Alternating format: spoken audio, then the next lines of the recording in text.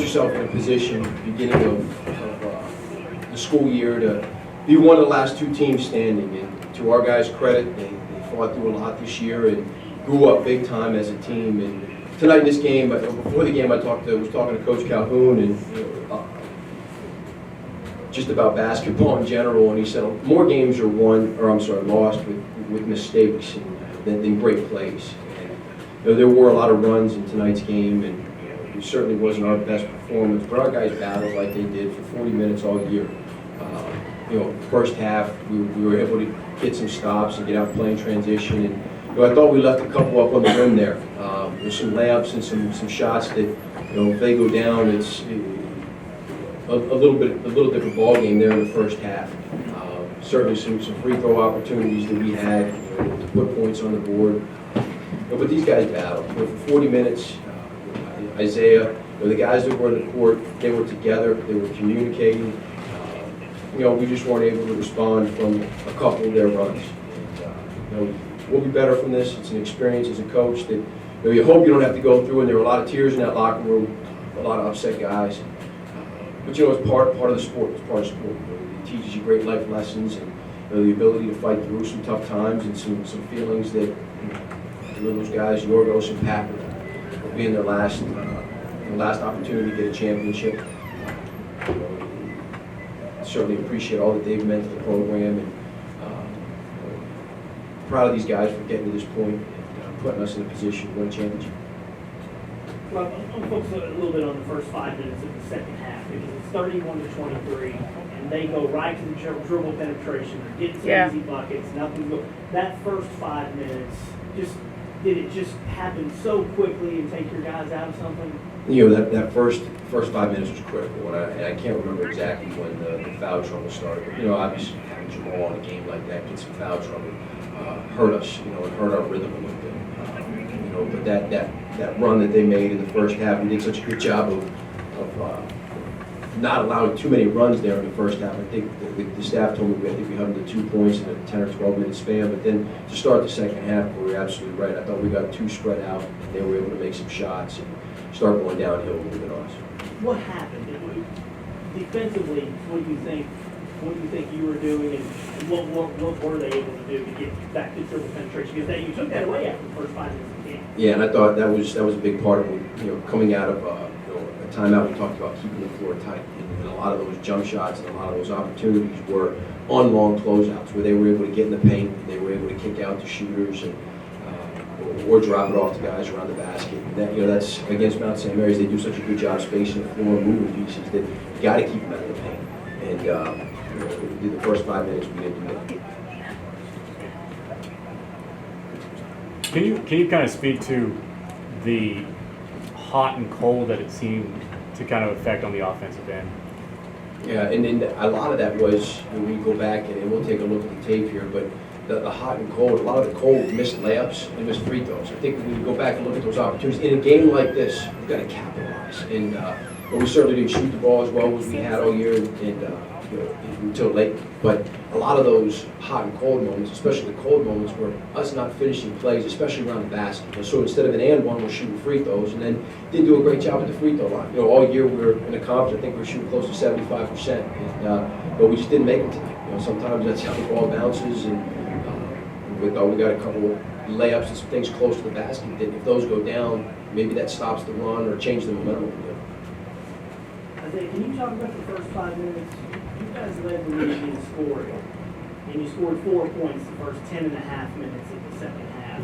What that first 5 minutes, was it a body blow to you mentally, the way they really just erased that lead quickly? Yeah, we just had a defensive breakdown. Couldn't seem to guard the ball screens, guard the man come off the ball screens. But I mean, like you said, we got back onto it in the next 2 minutes after that. I mean, we just had to lock up harder.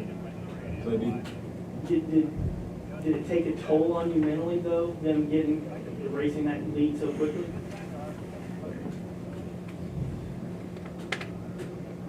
Not really. I mean, we knew they were going to go on runs. Coach was talking in the locker room about how we had our run, they're going to have their run. We just we knew they were going to get their run. We just didn't know when they were going to get it. But when they got it, it just wiped us out. Rob, you touched on it a little bit, but I mean, you lose a couple guys, but you bring back a core of this team. Just seeing what they were able to do, especially the last few weeks, how excited are you about where this program is headed?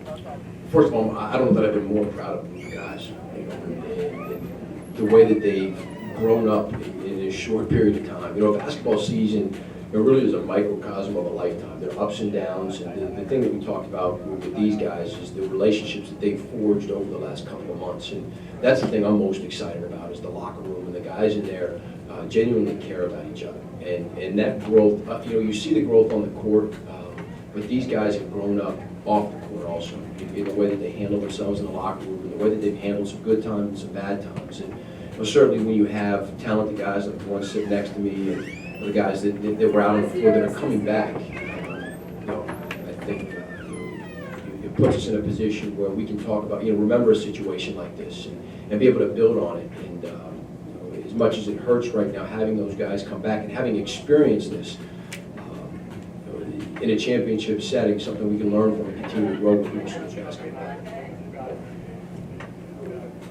Anything else for the group? Yes, Isaiah, can you talk about what Rob was just saying there? You got everybody back.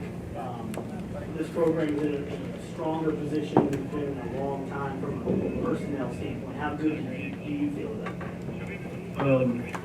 First, I always want to say it was a great atmosphere playing out there.